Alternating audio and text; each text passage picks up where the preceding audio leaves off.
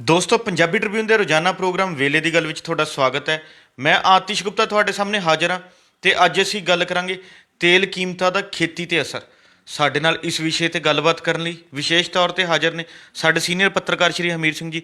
ਹਮੀਰ ਸਿੰਘ ਜੀ, ਤੁਹਾਡਾ ਬਹੁਤ ਬਹੁਤ ਸਵਾਗਤ ਹੈ ਜੀ। ਜੀ ਸ਼ੁਕਰੀਆ। ਹਮੀਰ ਸਿੰਘ ਜੀ, ਇੱਕ ਪਾਸੇ ਕੇਂਦਰ ਸਰਕਾਰ ਦੀ ਲੋਕ ਵਿਰੋਧੀ ਨੀਤੀਆਂ ਦੇ ਖਿਲਾਫ ਕਿਸਾਨ ਸੰਘਰਸ਼ ਚੱਲ ਰਿਹਾ ਜੋ ਕਿ ਨਿੱਤ ਭਖਦਾ ਜਾ ਰਿਹਾ, ਤੇ ਦੂਜੇ ਪਾਸੇ ਦੇਸ਼ ਵਿੱਚ ਤੇਲ ਕੀਮਤਾਂ ਦੇ ਵਿੱਚ ਰੋਜ਼ਾਨਾ ਜਿਹੜਾ ਹੈਗਾ ਵਾਧਾ ਹੁੰਦਾ ਜਾ ਰਿਹਾ, ਜਿਸ ਦਾ ਕਿ ਹਰ ਬੰਦੇ ਦੇ ਜੀਵਨ ਤੇ ਜੇਬ ਤੇ ਅਸਰ ਪੈ ਰਿਹਾ। ਅਸੀਂ ਜਾਣਨਾ ਚਾਹਾਂਗੇ ਤੇਲ ਕੀਮਤਾਂ ਦੇ ਵਿੱਚ ਵਾਧੇ ਦਾ ਕੀ ਕਾਰਨ ਹੈ ਤੇ ਇਹਦਾ ਖੇਤੀਬਾੜੀ ਤੇ ਕਿੰਨਾ ਕੁ ਅਸਰ ਪੈ ਰਿਹਾ। ਬਿਲਕੁਲ, ਤੇਲ ਜਿਹੜਾ ਹੁਣ ਕਈ ਸੂਬਿਆਂ ਦੇ ਵਿੱਚ ਤਾਂ 100 ਰੁਪਏ ਨੂੰ ਟੱਚ ਕਰ ਗਿਆ। ਡੀਜ਼ਲ ਵੀ ਹੌਲੀ ਹੌਲੀ ਪੈਟਰੋਲ ਦੇ ਬਰਾਬਰ ਹੀ ਲਾਇਆ। ਉਹਨਾਂ ਨੂੰ ਇਹ ਲੱਗਦਾ ਸੀ ਅੱਗੇ, ਇਦੋਂ ਪਹਿਲਾਂ ਲੱਗਦਾ ਸੀ ਕਿ ਡੀਜ਼ਲ ਥੋੜ੍ਹਾ ਘੱਟ ਰੱਖਿਆ ਜਾਏ ਤਾਂ ਕਿ ਜਿਹੜੀਆਂ ਟਰਾਂਸਪੋਰਟੇਸ਼ਨ ਦਾ ਜਾਂ ਖੇਤੀ 'ਤੇ ਅਸਰ ਘੱਟ ਪਏ। ਹੁਣ ਇੱਕ ਅੰਦਾਜ਼ੇ ਮੁਤਾਬਕ ਇਹ ਹੈ ਕਿ ਗੌਰਮੈਂਟਾਂ ਜਿਹੜੀਆਂ ਓਵਰਆਲ ਦੇਖ ਰਹੀਆਂ ਨੇ, ਕਿਉਂਕਿ ਬਾਕੀ ਦਾ ਸਾਰਾ ਕੁਝ ਵੀ ਜਿਹੜੇ ਟੈਕਸ ਕਿਤੋਂ ਘੱਟ ਆ ਰਹੇ ਨੇ ਅਤੇ ਉਹ ਟੈਕਸਾਂ ਦਾ ਬੋਝ ਵੀ ਪੈਟਰੋਲ ਅਤੇ ਡੀਜ਼ਲ ਦੇ ਰਾਹੀਂ ਲੋਕਾਂ ਤੋਂ ਵਸੂਲਣਾ ਚਾਹੁੰਦੀਆਂ ਨੇ।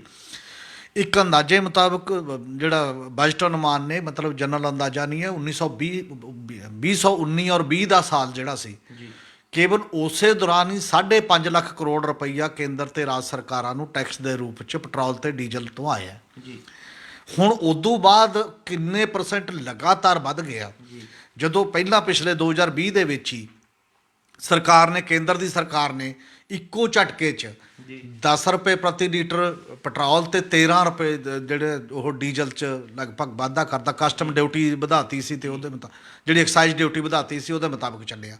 ਉਹਦੇ ਨਾਲ ਕਿੰਨੀਆਂ ਹੀ ਰਾਜ ਸਰਕਾਰਾਂ ਨੇ ਵੀ ਪੰਜਾਬ ਸਮੇਤ ਫਿਰ ਵੈਟ ਵੀ ਵਧਾਤਾ ਸੀ। ਆਮ ਤੌਰ 'ਤੇ ਇਦੋਂ ਕਿਹਾ ਜਾਂਦਾ ਕਿ ਟੈਕਸ ਦੀ ਇੱਕ ਸਲੈਬ ਹੋਏਗੀ ਵੱਡੀ, ਜਿਹੜੀ ਵੱਡੀ ਸਲੈਬ GST ਦੇ ਤਹਿਤ ਆਏਗੀ, ਉਦੋਂ ਵੱਧ ਟੈਕਸ ਕਿਤੇ ਨਹੀਂ ਹੋਏਗਾ। ਪਰ ਇਹਦਾ ਤਾਂ ਕੋਈ ਸਲੈਬ ਹੀ ਨਹੀਂ ਬਚੀ, ਇਸੇ ਲਈ GST 'ਚ ਲਿਆਉਣ ਤੋਂ ਕਤਰਾਉਂਦੇ ਨੇ, ਕਿਉਂਕਿ ਜੇ 28% ਵੀ ਵੱਧ ਤੋਂ ਵੱਧ ਲੈ ਲਓਗੇ। ਹੁਣ ਤਾਂ ਡੀਜ਼ਲ ਤੇ ਪੈਟਰੋਲ ਦਾ ਜਿਹੜਾ ਖਰਚਾ ਹੈ, ਜਿਹੜਾ ਇਹ ਬਹਾਨਾ ਗੌਰਮੈਂਟ ਲਾ ਰਹੀ ਹੈ ਕਿ ਅੰਤਰਰਾਸ਼ਟਰੀ ਮਾਰਕੀਟ ਦੇ ਵਿੱਚ ਜਿਸ ਹਿਸਾਬ ਨਾਲ ਕੱਚੇ ਤੇਲ ਦੀਆਂ ਕੀਮਤਾਂ ਵੱਧਦੀਆਂ ਨੇ, ਉਹਦੇ ਕਰਕੇ ਵੱਧ ਰਿਹਾ। ਅੱਜ ਵੀ ਅੰਤਰਰਾਸ਼ਟਰੀ ਮਾਰਕੀਟ ਦੇ ਵਿੱਚ 63 ਰੁਪਏ ਆ, 63 ਰੁਪਏ ਬੈਰਲ ਤੋਂ ਘੱਟ ਹੈ। ਅਤੇ ਇਦੋਂ ਪਹਿਲਾਂ 140-45 ਰੁਪਏ ਤੱਕ ਵੀ ਰਿਹਾ, ਅਤੇ ਉਦੋਂ ਵੀ ਡੀਜ਼ਲ ਜਿਹੜਾ 50 ਰੁਪਏ ਤੋਂ ਵੱਧ ਨਹੀਂ ਜੇ ਪੈਟਰੋਲ ਗਿਆ। ਤਾਂ ਇਹਦਾ ਮਤਲਬ ਕੱਲਾ, ਔਰ ਅੰਤਰਰਾਸ਼ਟਰੀ ਮਾਰਕੀਟ ਦੇ ਵਿੱਚ ਦੂਜਾ ਸਵਾਲ ਇਹ ਹੈ ਕਿ ਕੱਲਾ ਭਾਰਤ ਲਈ ਉਹ ਅੰਤਰਰਾਸ਼ਟਰੀ ਮਾਰਕੀਟ ਦੇ ਵਿੱਚ ਵਾਧਾ ਘਟਦਾ, ਜਾਂ ਬਾਕੀ ਦੇ ਗੁਆਂਢੀ ਦੇਸ਼ ਵੀ ਨੇ, ਜਾਂ ਹੋਰ ਜਿੰਨੇ ਦੇਸ਼ ਨੇ ਟੋਟਲ, ਉੱਥੇ ਇੰਨਾ ਮਹਿੰਗਾ ਕਿਉਂ ਨਹੀਂ ਹੈ ਪੈਟਰੋਲ ਡੀਜ਼ਲ। ਇਹਦਾ ਮਤਲਬ ਇਹ ਹੈ ਕਿ ਕੇਵਲ ਇੱਕੋ ਹੀ ਗੱਲ ਨਹੀਂ ਹੈ। ਦੂਜੀ ਗੱਲ ਇਹ ਹੈ ਕਿ ਸਾਡੇ ਇੰਨੇ ਟੈਕਸ ਲਾ ਦਿੱਤੇ ਗਏ ਨੇ, ਉਹ ਟੈਕਸਾਂ ਨਾਲ ਸਰਕਾਰਾਂ ਆਪਣੇ ਖਜ਼ਾਨੇ ਭਰ ਰਹੀਆਂ ਨੇ। ਹੁਣ ਲਗਭਗ 2/3 ਹਿੱਸਾ ਜਿਹੜਾ ਓਰੀਜਨਲ ਰੇਟ ਹੈ ਪੈਟਰੋਲ ਤੇ ਡੀਜ਼ਲ ਦਾ, ਉਹਦੇ 'ਚ 2/3 ਜਿਹੜਾ ਹਿੱਸਾ ਉਹ ਟੈਕਸਾਂ ਦਾ। ਟੈਕਸ ਤੁਸੀਂ ਘੱਟ ਕਰਨ ਦੀ ਬਜਾਏ ਲਗਾਤਾਰ ਵਧਾ ਰਹੇ ਹੋ, ਲਗਾਤਾਰ ਵਧਾ ਰਹੇ ਹੋ। ਐਸੇ ਬਜਟ ਦੇ ਵਿੱਚ ਜਿਹੜਾ ਸਰਕਾਰ ਨੇ 2.5 ਰੁਪਏ ਲੀਟਰ ਜਿਹੜਾ ਡੀਜ਼ਲ ਤੇ 4 ਰੁਪਏ ਦੇ ਕਰੀਬ ਪੈਟਰੋਲ ਤੇ ਉਹ ਕੀਤਾ, 2.5 ਪੈਟਰੋਲ ਤੇ 4 ਰੁਪਏ ਡੀਜ਼ਲ ਤੇ ਕੀਤਾ, ਉਹਨੂੰ ਇਹ ਕਿਹਾ ਗਿਆ ਕਿ ਲੋਕਾਂ ਤੇ ਬੋਝ ਨਹੀਂ ਪਏਗਾ ਇਹਦਾ, ਇਹ ਅਸੀਂ ਆਪ ਹੀ ਐਡਜਸਟ ਉਸ ਲੈਵਲ 'ਤੇ ਕਰ ਰਹੇ। ਉਸੇ ਦਿਨ ਤੋਂ 12 ਦਿਨ ਹੋ ਗਏ ਲਗਾਤਾਰ ਇਹ ਕੀਮਤਾਂ ਜਿਹੜੀਆਂ ਉਸ ਲੈਵਲ 'ਤੇ ਵੱਧ ਰਹੀਆਂ ਨੇ। ਔਰ ਇਹਦਾ ਅਸਰ ਸਧਾਰਨ ਆਦਮੀ 'ਤੇ ਸਭ ਤੋਂ ਹੀ ਪੈਂਦਾ ਹੈ, ਕਿਉਂਕਿ ਸਾਡੇ ਦੇਸ਼ 'ਚ, ਜੇ ਮੈਂ ਪੰਜਾਬ ਦੀ ਵੀ ਇੱਕ ਐਗਜ਼ਾਮਪਲ ਦੇਣਾ ਚਾਹਾਂ, ਅਤੇ ਜਿੰਨਾ ਟੋਟਲ ਡੀਜ਼ਲ ਦੀ ਖਪਤ ਹੁੰਦੀ ਹੈ ਪੰਜਾਬ ਦੇ ਵਿੱਚ, ਡੀਜ਼ਲ ਅਸਲ 'ਚ ਪੈਟਰੋਲ ਨਾਲੋਂ 2.5 ਗੁਣਾ ਜ਼ਿਆਦਾ ਖਰਚ ਹੁੰਦਾ ਹੈ ਪੈਟਰੋਲ ਦੇ ਮੁਕਾਬਲੇ। ਔਰ 2.5 ਗੁਣਾ ਉਹਦੇ ਵਿੱਚੋਂ ਲਗਭਗ 50% ਜਿਹੜਾ ਹਿੱਸਾ ਹੈ ਉਹਦਾ ਡੀਜ਼ਲ ਦੀ ਖਪਤ ਦਾ, ਉਹ ਟਰਾਂਸਪੋਰਟੇਸ਼ਨ 'ਤੇ ਖਰਚ ਹੁੰਦਾ, ਅਤੇ ਲਗਭਗ 40% ਖੇਤੀ 'ਤੇ ਖਰਚ ਹੁੰਦਾ, ਅਤੇ ਬਾਕੀ ਹੋਰ ਇੰਡਸਟਰੀ ਜਾਂ ਬਾਕੀ ਦੀਆਂ ਚੀਜ਼ਾਂ 'ਤੇ ਖਰਚ ਹੁੰਦਾ। ਹੁਣ ਟਰਾਂਸਪੋਰਟ ਦੇ ਖਰਚੇ ਕੀ ਵੱਧਦੇ ਨੇ ਕਿ ਸਬਜ਼ੀ ਵੀ ਕਿਸੇ ਖੇਤ ਤੋਂ ਮੰਡੀ ਤੱਕ ਲਿਜਾਣੀ ਹੈ, ਬਾਕੀ ਚੀਜ਼ਾਂ ਆਲੇ ਦੁਆਲੇ ਢੋਆ ਦੀਆਂ ਲਿਜਾਣੀਆਂ ਨੇ, ਉਹ ਸਾਰਾ ਟਰਾਂਸਪੋਰਟ ਦਾ ਕਿਰਾਇਆ, ਮਾਲ ਭਾੜਾ ਵੀ ਵਧੂਗਾ, ਪੈਸੰਜਰ ਦਾ ਵੀ ਵਧੂਗਾ, ਸਾਰਾ ਆਮ ਲੋਕਾਂ 'ਤੇ ਜਿਹੜਾ ਉਹ ਬੋਝ ਪਊਗਾ। ਜਿਹਦੇ ਕੋਲ ਤਾਂ ਜ਼ਿਆਦਾ ਪੈਸਾ ਹੈ ਉਹਨੂੰ ਤਾਂ ਕੋਈ ਫਰਕ ਨਹੀਂ ਪੈਂਦਾ, ਪਰ ਜਿਹੜੇ ਆਮ ਲੋਅਰ ਮਿਡਲ ਕਲਾਸ ਹੈ ਜਾਂ ਉਦੋਂ ਗਰੀਬ, ਤਾਂ ਬਿਲਕੁਲ ਹੀ ਮਾਰਿਆ ਜਾਂਦਾ ਉਸ ਸਾਰੇ ਗੱਲ ਨਾਲ। ਪਰ ਇਹਦੇ 'ਤੇ ਕੋਈ ਅਸਰ ਇਹ ਨਹੀਂ ਹੈ। ਜੇ ਪੰਜਾਬ ਦੀ ਖੇਤੀ 'ਤੇ ਅਸਰ ਜਿਹੜਾ ਲਾਉਂਦੇ ਆ, ਅਤੇ ਪੰਜਾਬ ਦਾ ਕਿਸਾਨ ਅਤੇ ਦੇਸ਼ ਦਾ ਕਿਸਾਨ ਲੜਾਈ ਲੜ ਰਿਹਾ, ਕਿਉਂਕਿ ਉਹਦੀ ਆਮਦਨ ਘੱਟ ਹੈ, ਕਰਜ਼ੇ ਦੇ ਬੋਝ ਹੇਠੋਂ ਰੋਜ਼ ਖੁਦਕੁਸ਼ੀਆਂ ਅਜੇ ਤੱਕ ਵੀ ਹੋ ਰਹੀਆਂ ਨੇ। ਬਾਪ ਅਤੇ ਪੁੱਤ ਦੋਨੋਂ ਸਾਂਝੇ ਤੌਰ 'ਤੇ ਇੱਕ ਲਿਖ ਕੇ ਖੁਦਕੁਸ਼ੀ ਕਰ ਰਹੇ ਨੇ, ਔਰ ਉਹਦੇ ਵਿੱਚ ਕਰਜ਼ੇ ਦਾ ਵੀ ਜ਼ਿਕਰ ਕੀਤਾ ਗਿਆ, ਉਹ 'ਚ 3 ਕਾਨੂੰਨਾਂ ਦਾ ਵੀ ਜ਼ਿਕਰ ਕੀਤਾ ਗਿਆ। ਇਹ ਸਾਰਾ ਕੁਝ ਕੀ ਦਿਖਾਉਂਦਾ ਕਿ ਤੁਸੀਂ ਲੋਕਾਂ ਦੇ ਜੇਬ 'ਚੋਂ ਪੈਸਾ ਲਗਾਤਾਰ ਕੱਢ ਰਹੇ ਹੋ, ਅਤੇ ਉਹਦੇ 'ਚ ਉਹਦੀ ਆਮਦਨ ਵਧਾ ਨਹੀਂ ਰਹੇ। ਹੁਣ ਕੇਵਲ ਪਿਛਲੇ ਸਾਲ ਦੀ ਫਰਵਰੀ ਦੇ ਨਾਲੋਂ ਐਤਕੀ ਸਾਲ ਦੀ ਫਰਵਰੀ ਤੱਕ 28% ਡੀਜ਼ਲ ਦਾ ਰੇਟ ਵੱਧ ਗਿਆ। ਪੰਜਾਬ ਦੀ ਖਪਤ ਦੇ ਮੁਤਾਬਕ 28% ਕਾਸਟ ਵੱਧ ਗਈ ਪੰਜਾਬ ਦੇ ਕਿਸਾਨ ਦੀ। 28% ਕਾਸਟ ਵਧਣ ਦਾ ਮਤਲਬ ਹੈ ਪੰਜਾਬ ਦੇ ਵਿੱਚ ਲਗਭਗ 40 ਲੱਖ ਕਿਲੋ ਲੀਟਰ ਡੀਜ਼ਲ ਦੀ ਖਪਤ ਹੁੰਦੀ ਹੈ ਸਾਲ 'ਚ। ਉਹਦੇ 'ਚੋਂ ਕਰੀਬ ਫਿਰ 13 ਲੱਖ ਕਿਲੋ ਲੀਟਰ ਡੀਜ਼ਲ ਜਿਹੜਾ ਉਹ ਪੰਜਾਬ ਦੇ ਖੇਤਾਂ 'ਚ ਖਪਤ ਹੋ ਗਿਆ। 5,20,000 ਟਰੈਕਟਰ ਹੈ, 17,000 ਕੰਬਾਈਨ ਹੈ, ਵੱਖ-ਵੱਖ ਟਾਈਪ ਦੇ ਜਿਹੜੇ ਹੋਰ ਡੀਜ਼ਲ ਪੰਪ ਪਾਣੀ ਕੱਢਣ ਲਈ ਵਰਤੇ ਜਾਂਦੇ ਨੇ ਉਹਨਾਂ ਸਾਰਿਆਂ ਤੇ। ਕਣਕ ਦਾ ਰੇਟ ਤਾਂ ਤੁਸੀਂ ਵਧਾਉਂਦੇ ਹੋ ਤੇ ਝੋਨੇ ਦਾ 10% ਦੇ ਲਿਹਾਜ਼ ਨਾਲ ਡੀਜ਼ਲ ਬਦਲ ਗਿਆ 28%। ਉਹਦੇ ਮਤਲਬ ਉਹਦੇ ਡੀਜ਼ਲ ਨਾਲ 28% ਕਾਸਟ ਵੱਧ ਗਈ ਜਿਹੜੀ ਇਨ ਕਾਸਟ ਹੈ। ਔਰ ਇਹ ਮੰਨਿਆ ਜਾਂਦਾ ਕਿ ਜਿਹੜੀ ਐਵਰੇਜ ਡੀਜ਼ਲ ਸਾਡੇ ਖਪਤ ਸੀ ਹੁਣ ਤੱਕ, ਜਿਹੜੀ ਉਹ ਹਾਰਵੈਸਟਿੰਗ ਤੱਕ ਹੇਠਾਂ ਇਨਪੁੱਟ ਕਾਸਟ ਜਦੋਂ ਤੋਂ ਬੀਜਦੇ ਹਾਂ ਆਪਾਂ ਕਣਕ, ਤਾਂ ਉਹ ਪ੍ਰਤੀ ਏਕੜ ਲਗਭਗ 16 ਤੋਂ 1800 ਰੁਪਏ ਪ੍ਰਤੀ ਏਕੜ ਬਹਿੰਦੀ ਸੀ। ਇਹ ਡੀਜ਼ਲ ਦੇ ਰੇਟ ਵਧਣ ਨਾਲ ਹੀ ਉਹ 22 ਤੋਂ 2300 ਰੁਪਏ ਪ੍ਰਤੀ ਏਕੜ ਬਣ ਗਈ ਹੈ। ਤੇ ਤੁਸੀਂ ਅੰਦਾਜ਼ਾ ਲਾ ਲਓ ਕਿ ਕਿੰਨਾ ਬੋਝ ਪੰਜਾਬ ਦੇ ਕਿਸਾਨ ਦੇ ਘਰਾਂ ਦੇ ਉੱਤੇ ਤੁਸੀਂ ਪਾ ਦਿੱਤਾ ਹੁਣ। ਉਹ ਇਕੱਲਾ ਕਿਸਾਨ ਤੱਕ ਨਹੀਂ ਸੀਮਿਤ ਰਹਿੰਦਾ, ਉਹਦਾ ਅਸਰ ਫਿਰ ਸਾਰੀ ਸੁਸਾਇਟੀ ਦੇ ਉੱਤੇ ਪੈਂਦਾ। ਤੁਸੀਂ ਖੇਤੀ ਨੂੰ ਵੀ ਲਗਾਤਾਰ ਮਾਰ ਰਹੇ ਹੋ, ਤੁਸੀਂ ਜਨਰਲ ਮਹਿੰਗਾਈ ਵਧਾ ਕੇ ਆਮ ਲੋਕਾਂ ਨੂੰ ਜਿਹੜੇ ਮਾੜੇ ਮੋਟੇ ਕੋਈ ਸਕੂਟਰ ਮੋਟਰਸਾਈਕਲ ਤੇ ਕਿਤੇ ਡਿਊਟੀ ਵਗ ਜਾਂਦਾ, ਕਿਤੇ ਮਾੜਾ ਮੋਟਾ ਕੁਛ ਹੋਰ ਵਗ ਜਾਂਦਾ, ਉਹਦੀ ਕਾਸਟ ਉਹਦਾ ਬਜਟ ਲਾ ਰਹੇ ਹੋ ਸਾਰੇ ਦਾ ਸਾਰਾ। ਇਹਦੇ ਤੇ ਅਜੇ ਵੀ ਜਿਹੜੇ ਮੰਤਰੀਆਂ ਦੇ ਬਿਆਨ ਆ ਰਹੇ ਨੇ ਕੇਵਲ ਇੰਨੇ ਕੁ ਆ ਰਹੇ ਨੇ। ਪ੍ਰਦੀਪ ਪ੍ਰਧਾਨ ਜਿਹੜਾ ਪੈਟਰੋਲੀਅਮ ਦੇਖਦਾ, ਉਹ ਕਹਿੰਦੇ ਜੀ ਇਹ ਤਾਂ ਜੀ ਕੁਛ ਨਹੀਂ ਕਰ ਸਕਦੇ, ਇਹ ਤਾਂ ਉੱਥੋਂ ਆ ਰਿਹਾ। ਔਰ ਕੇਵਲ ਤੇ ਆਹ 4 ਦਿਨ ਦਾ ਛੱਡ ਵੀ ਦਿਓ, ਆਹ 12 ਦਿਨ ਦਾ ਛੱਡ ਵੀ ਦਿਓ, ਪਿਛਲੇ ਇਕੱਲੇ ਟੈਕਸ ਨਾਲ ਹੀ ਨਵਾਂ ਟੈਕਸ ਜਿਹੜਾ 1,60,000 ਕਰੋੜ ਸਟੇਟ ਦੇ ਕੇਂਦਰ ਦੇ ਖਜ਼ਾਨੇ 'ਚ ਗਿਆ। ਇੱਕ ਹੋਰ ਪਹਿਲੂ ਵੀ ਹੈ ਕਿ ਰਾਜਾਂ ਦੀਆਂ ਸਰਕਾਰਾਂ ਨੇ ਵੀ, ਕੁਝ ਰਾਜ ਸਰਕਾਰਾਂ ਨੇ ਪਹਿਲ ਕਦਮੀ ਕੀਤੀ ਹੈ, 4 ਰਾਜ ਸਰਕਾਰਾਂ ਨੇ ਹੁਣ ਜਿਹੜੀਆਂ 'ਚ ਫਰਕ ਪਿਆ। ਉਹਦੇ 'ਚ ਰਾਜਸਥਾਨ ਦੀ ਸਰਕਾਰ ਨੇ 38% ਤੋਂ ਘਟਾ ਕੇ 36% ਕੀਤੀ ਹੈ ਆਪਦਾ ਵੈਟ। ਔਰ ਇਹਦੇ 'ਚ ਵੈਸਟ ਬੰਗਾਲ ਦੀ ਸਰਕਾਰ ਨੇ ਘਟਾਇਆ ਤੇਲ। ਔਰ ਉਸ ਨੇ ਜਿਹੜਾ ਅਸਾਮ ਤੇ ਮੇਘਾਲਿਆ ਦੀਆਂ ਸਰਕਾਰਾਂ ਨੇ ਜਿਹੜਾ ਕੁਛ ਘਟਾਇਆ। ਮੇਘਾਲਿਆ ਦੀ ਨੇ ਜ਼ਿਆਦਾ ਘਟਾਇਆ 7.5 ਰੁਪਏ ਲੀਟਰ ਦੇ ਹਿਸਾਬ ਦੇ ਨਾਲ। ਪਰ ਜੇ ਉਹ 4 ਸਰਕਾਰਾਂ ਉਧਰ ਨੂੰ ਜਾ ਰਹੀਆਂ ਨੇ ਤਾਂ ਸੂਬਾ ਸਰਕਾਰਾਂ ਤੋਂ ਵੀ ਜ਼ਿਆਦਾ ਜਿਹੜੀ ਜ਼ਿੰਮੇਵਾਰੀ ਕੇਂਦਰ ਦੀ ਸਰਕਾਰ ਦੀ ਬਣਦੀ ਹੈ, ਕਿਉਂਕਿ ਬਹੁਤ ਵੱਡਾ ਅਮਾਊਂਟ ਉਹਦੇ ਖਾਤੇ ਦੇ ਵਿੱਚ ਜਾ ਰਿਹਾ ਹੈ। ਔਰ ਉਹ ਚੁੱਪ ਕਰਕੇ ਮਤਲਬ ਪ੍ਰਧਾਨ ਮੰਤਰੀ ਇਹਦੇ ਤੇ ਕੁਝ ਨਹੀਂ ਬਿਆਨ ਦੇ ਰਹੇ, ਬਾਕੀ ਦੇ ਲੋਕ ਇਹ ਤੇ ਕੁਝ ਨਹੀਂ ਬਿਆਨ ਦੇ ਰਹੇ, ਇਹਨੂੰ ਡਿਫੈਂਡ ਕਰ ਰਹੇ ਹੋ ਤੁਸੀਂ। ਔਰ ਇਹ ਲੋਕਾਂ ਦੇ ਵਿੱਚ ਅਸਲ 'ਚ ਸਭ ਤੋਂ ਬੜਾ ਕੁਐਸਚਨ ਵੀ ਇਹ ਹੈ ਕਿ ਪਿਛਲੇ ਪੂਰੇ ਸਾਲ 1.5 ਸਾਲ ਦੇ ਵਿੱਚ ਸਿਆਸੀ ਪਾਰਟੀਆਂ ਨੇ ਵੀ ਮੂੰਹ 'ਚ ਘੁੰਗਣੀਆਂ ਪਾਈ ਰੱਖੀਆਂ ਨੇ, ਇਹਦਾ ਵਿਰੋਧ ਨਹੀਂ ਕੀਤਾ। ਹੁਣ ਮਾੜਾ ਮੋਟਾ ਪ੍ਰੈਸ ਬਿਆਨ ਜਾਂ ਥੋੜ੍ਹਾ ਜਿਹਾ ਹੋਣ ਲੱਗੇ ਨੇ, ਜਦੋਂ ਬਹੁਤ ਜ਼ਿਆਦਾ ਮਤਲਬ ਹੱਦ ਹੋ ਗਈ ਹੈ ਤਾਂ ਜਾ ਕੇ ਕਰਨ ਲੱਗੀਆਂ ਨੇ। ਬਲਕਿ ਇਦੋਂ ਪਹਿਲਾਂ ਤਾਂ ਜੇ 70 ਰੁਪਏ ਤੱਕ ਵੀ ਹੋ ਜਾਂਦਾ ਸੀ ਤਾਂ ਸਰਕਾਰਾਂ ਪਲਟ ਜਾਂਦੀਆਂ ਸੀ, ਹੁਣ 100 ਰੁਪਏ ਤੱਕ ਹੈ।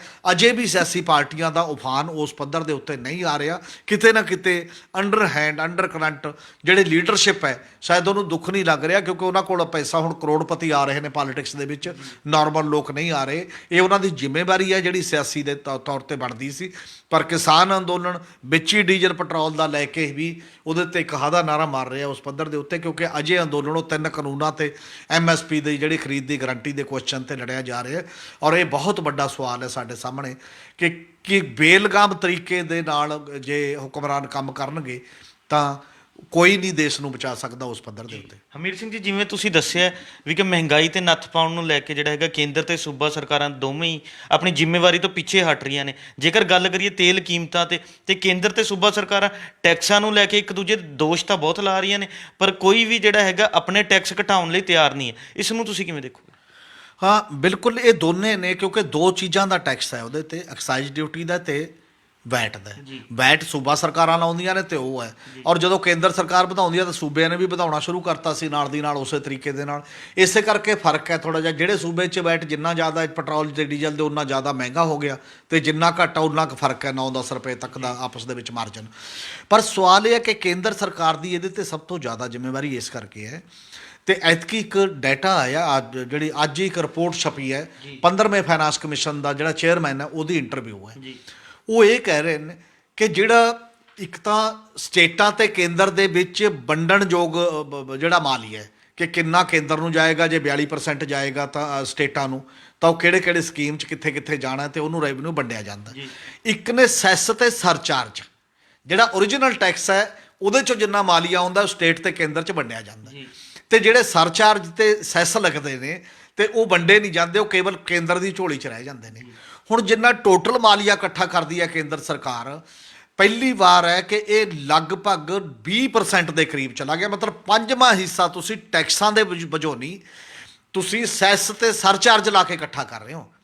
ਉਹਦਾ ਮਤਲਬ ਲੱਖਾਂ ਕਰੋੜਾਂ ਦੇ ਵਿੱਚ ਹੈ, ਕੋਈ ਛੋਟਾ ਨਹੀਂ ਹੈ। ਔਰ ਜੇਕਰ ਉਹ ਜਿਹੜਾ ਸੈਸ ਤੁਸੀਂ ਲਾਉਣ ਦੀ ਬਜਾਏ ਜਨਰਲ ਟੈਕਸਾਂ ਦੇ ਵਿੱਚ ਕਰਦੇ ਤਾਂ ਉਹਦੇ ਚੋਂ ਸਟੇਟਾਂ ਨੂੰ ਹਿੱਸਾ ਮਿਲਣਾ ਸੀ। ਸਟੇਟਾਂ ਪਹਿਲਾਂ ਹੀ ਕੰਗਾਲ ਹੋ ਰਹੀਆਂ ਨੇ, ਤੁਸੀਂ ਉਹਨੂੰ ਕੰਗਾਲੀ ਦੇ ਰੂਪ ਦੇ ਵਿੱਚ ਤੋੜ ਰਹੇ ਹੋ। ਜਦੋਂ ਜੇ ਉਹ ਨਹੀਂ ਘਟਾਉਂਦੇ, ਜੇ ਉਹ ਕਿਸੇ ਦਾਇਰੇ ਦੇ ਵਿੱਚ ਨਹੀਂ ਆਉਂਦਾ, ਇਹ ਕੇਂਦਰ ਸਰਕਾਰ ਦੀ ਸਾਜ਼ਿਸ਼ ਹੈ ਜਿਹਦੇ ਤਹਿਤ ਉਹ ਆਪਣੀ ਝੋਲੀ ਭਰ ਕੇ ਸਟੇਟਾਂ ਨੂੰ ਵੀ ਉਹ 'ਚੋਂ ਹਿੱਸਾ ਨਹੀਂ ਦੇਣਾ ਚਾਹੁੰਦੀ ਤੇ ਆਮ ਲੋਕਾਂ 'ਤੇ ਵੀ ਬੋਝ ਬਣ ਰਹੀ ਹੈ। ਇਹਦੇ ਬਾਵਜੂਦ 4 ਸਟੇਟਾਂ ਨੇ ਪਹਿਲ ਕਦਮੀ ਕੀਤੀ ਹੈ। ਪੰਜਾਬ ਸਮੇਤ ਦੂਜੀਆਂ ਸਰਕਾਰਾਂ ਨੂੰ ਵੀ ਪਹਿਲ ਕਦਮੀ ਕਰਨੀ ਚਾਹੀਦੀ। ਆਪਦਾ ਬੈਟ ਘਟਾਓ। ਕੱਲਾ ਪੈਸਾ ਤੁਹਾਨੂੰ ਨਹੀਂ ਚਾਹੀਦਾ, ਲੋਕਾਂ ਨੂੰ ਵੀ ਤਾਂ ਚਾਹੀਦਾ।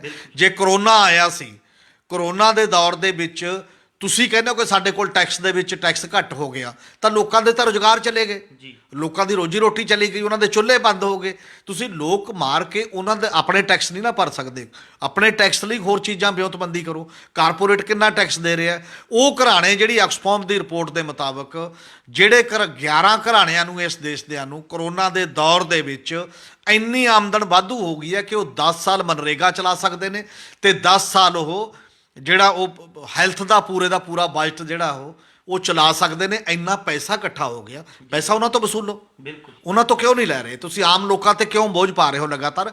ਇਹੀ ਅਸਲ 'ਚ ਅਪਰੋਚ ਹੈ ਕਿ ਤੁਸੀਂ ਜਿਹੜੇ ਧਨਵਾਨ ਬੰਦੇ ਨੇ, ਬੜੇ ਅਮੀਰ ਕਾਰਪੋਰੇਟ ਨੇ, ਉਹਨਾਂ ਤੋਂ ਵਸੂਲੀ ਦੀ ਬਜਾਏ ਤੁਸੀਂ ਆਮ ਲੋਕਾਂ ਦੇ ਖਿਲਾਫ ਹੀ ਸਾਰੇ ਕਾਨੂੰਨ ਤੇ ਸਾਰੇ ਸਰਚਾਰਜ ਤੇ ਸਾਰੇ ਟੈਕਸ ਲਾ ਰਹੇ ਹੋ।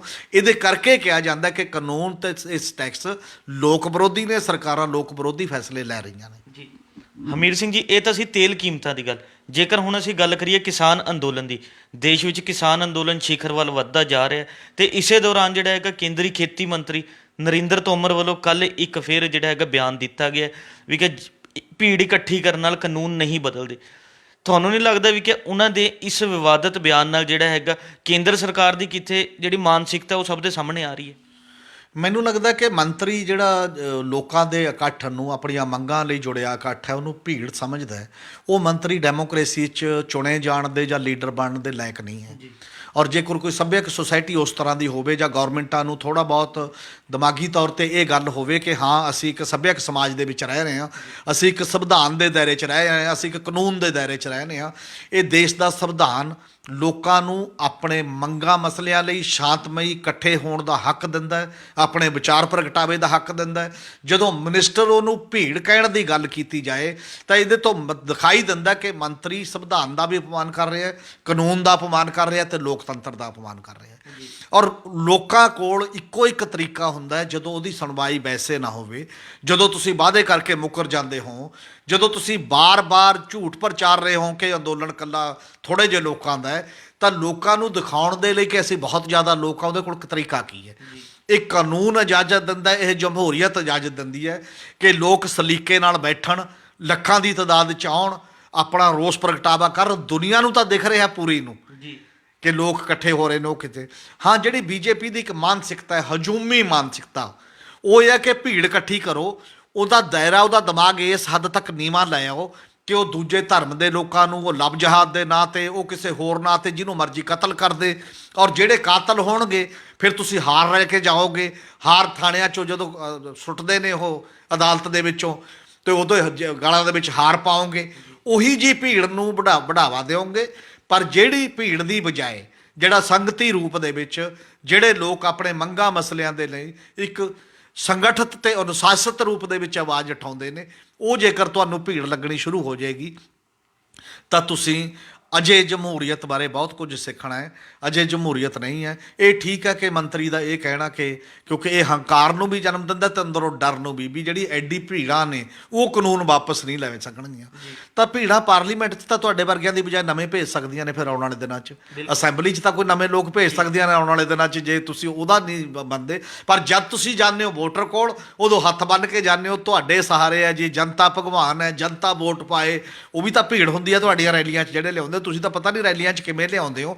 ਇਹ ਤਾਂ ਭੀੜਾਂ ਆਪਦੇ ਮੰਗਾਂ ਮਸਲਿਆਂ ਲਈ ਖੁਦ ਆਪਣੇ ਪੈਸੇ ਖਰਚ ਕਰਕੇ, ਆਪਣੇ ਕੰਮ ਛੱਡ ਕੇ ਔਰ ਆ ਰਹੀਆਂ ਨੇ, ਤੇ ਦਿੱਲੀ ਦੀਆਂ ਬਰੂਹਾਂ ਤੇ 3 ਮਹੀਨਿਆਂ ਤੋਂ ਬੈਠੀਆਂ ਨੇ, ਤੇ ਉਦੋਂ ਪਹਿਲਾਂ ਵੀ ਲਗਾਤਾਰ ਉਹਨਾਂ ਦੇ ਸਿਦਕ ਦਾ, ਉਹਨਾਂ ਦੇ ਸਬਰ ਦਾ ਤੁਸੀਂ ਇਮਤਿਹਾਨ ਲੈ ਰਹੇ ਹੋ। ਜਦੋਂ ਹੁਕਮਰਾਨ ਹੰਕਾਰ ਦੇ ਵਿੱਚ ਲੋਕਾਂ ਦੇ ਸਿਦਕ ਤੇ ਸਬਰ ਦਾ ਇਮਤਿਹਾਨ ਲੈਣਾ ਸ਼ੁਰੂ ਕਰਦੇ ਨੇ ਤਾਂ ਬਹੁਤ ਵੱਡੀ ਆਫਤ ਨੂੰ ਵੀ ਸੱਦਾ ਦਿੰਦੇ ਨੇ, ਔਰ ਇਹਦੇ ਤੋਂ ਗੁਰੇਜ਼ ਕਰਨਾ ਚਾਹੀਦਾ ਹੈ। ਉਹਨਾਂ ਨੂੰ ਸਮੱਤ ਆਉਣੀ ਚਾਹੀਦੀ ਹੈ ਕਿ ਬੈਠ ਕੇ ਮਾਮਲੇ ਦਾ ਹੱਲ ਕੱਢਿਆ ਜਾਏ। ਜਮਹੂਰੀ ਤੌਰ ਤਰੀਕਾ ਇਸੇ ਗੱਲ ਦਾ ਨਾ ਹੁੰਦਾ ਜੀ। ਹਮੀਰ ਸਿੰਘ ਜੀ, ਜਦੋਂ ਕਿਸਾਨੀ ਸੰਘਰਸ਼ ਦੌਰਾਨ 250 ਦੇ ਕਰੀਬ ਕਿਸਾਨ ਜਿਹੜਾ ਹੈ ਸ਼ਹੀਦ ਹੋ ਚੁੱਕਿਆ ਹੈ, ਉੱਥੇ ਹੀ ਲੱਖਾਂ ਕਿਸਾਨ ਜਿਹੜਾ ਹੈਗਾ ਇਸ ਟਾਈਮ ਇਸ ਸੰਘਰਸ਼ ਵਿੱਚ ਸ਼ਾਮਲ ਹੋ ਕੇ ਹਿੱਸਾ ਲੈ ਰਿਹਾ, ਉਸ ਦੇ ਬਾਵਜੂਦ ਵੀ ਕੇਂਦਰ ਸਰਕਾਰ ਆਪਣਾ ਅੜੀਅਲ ਵਤੀਰਾ ਛੱਡਣ ਲਈ ਤਿਆਰ ਨਹੀਂ ਹੈ, ਤਾਂ ਇਸ ਸੰਯੁਕਤ ਕਿਸਾਨ ਮੋਰਚੇ ਦੀ ਅਗਲੀ ਰਣਨੀਤੀ ਕੀ ਰਹਿ ਰਹੀ ਹੈ? ਬਿਲਕੁਲ 250 ਹੋ ਗਿਆ। ਕੱਲ੍ਹ ਹੀ ਇੱਕ ਵੱਡਾ ਕਿਸਾਨ ਲੀਡਰ, ਇੱਕ ਕਿਰਤੀ ਕਿਸਾਨ ਯੂਨੀਅਨ ਪੰਜਾਬ ਦਾ ਪ੍ਰਧਾਨ ਸੀ ਦਤਾਰ ਸਿੰਘ, ਉਹ ਵੀ ਇੱਕ ਸੈਮੀਨਾਰ 'ਚ ਬੋਲਦੇ ਹੀ ਉਹਨਾਂ ਦੀ ਡੈਥ ਹੋਈ ਹੈ।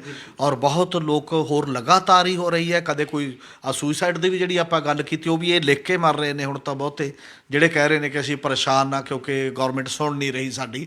ਔਰ ਉਹਦੇ ਪ੍ਰਤੀ ਬਿਲਕੁਲ ਹੀ ਸੰਵੇਦਨਾ ਨਹੀਂ ਹੈ, ਨਾ ਪਾਰਲੀਮੈਂਟ 'ਚ ਸੰਵੇਦਨਾ ਹੈ ਕਿ ਉਹਨਾਂ 'ਤੇ ਦੁੱਖ ਪ੍ਰਗਟਾਇਆ ਜਾਵੇ। ਜਦੋਂ ਸਵਾਲ ਵੀ ਪੁੱਛਿਆ ਜਾਂਦਾ ਤੁਸੀਂ ਪੱਲਾ ਝਾੜ ਲੈਂਦੇ ਹੋ ਵੀ ਸਾਡੇ ਕੋਲ ਤਾਂ ਕੋਈ ਡਾਟਾ ਹੀ ਹੈ ਨਹੀਂ। ਇਹ ਤਰੀਕਾ ਨਹੀਂ। ਪਰ ਇਹਦੇ ਲਈ ਫਿਰ ਕੀ ਹੁੰਦਾ, ਤਾਂ ਜਿਹੜੀ ਲੜ ਰਹੀ ਧਿਰ ਹੈ ਉਹ ਲੰਮੇ ਦਾਅ ਤੋਂ ਚੱਲਦੀ ਹੈ, ਔਰ ਲੰਮੇ ਦਾਅ ਤੋਂ ਚੱਲਣ ਵੀ ਲਾਗੇ। ਉੱਥੇ ਦਿੱਲੀ ਦੀ ਸਰਹੱਦ 'ਤੇ ਸਬਮਰਸੀਬਲ ਮੋਟਰਾਂ ਵੀ ਲੱਗਣ ਲੱਗ ਗਈਆਂ, ਬਾਕੀ ਚੀਜ਼ਾਂ ਵੀ ਹੋਣ ਲੱਗ ਗਈਆਂ। ਕੱਲ੍ਹ ਹੀ ਮਾਝੇ ਤੋਂ ਦੂਜੇ ਕਿਸਾਨ ਮਜ਼ਦੂਰ ਸੰਘਰਸ਼ ਕਮੇਟੀ ਦੀ ਗਰਾਊਂਡ ਦੇ ਵਿੱਚ ਸੈਂਕੜੇ ਲੋਕ, ਹਜ਼ਾਰਾਂ ਹੋਰ ਗਏ ਨੇ, ਟਰਾਲੀਆਂ ਵੱਡੀ ਪੱਧਰ 'ਤੇ ਗਈਆਂ। ਪੁਲਿਸ ਉਹਨੂੰ ਵੀ ਰੋਕ ਰਹੀ ਸੀ, ਪਰ ਉਹ ਤੋਂ ਬਾਅਦ ਸਟਰਗਲ ਤੋਂ ਬਾਅਦ ਉੱਥੇ ਪਹੁੰਚੀ ਹੈ।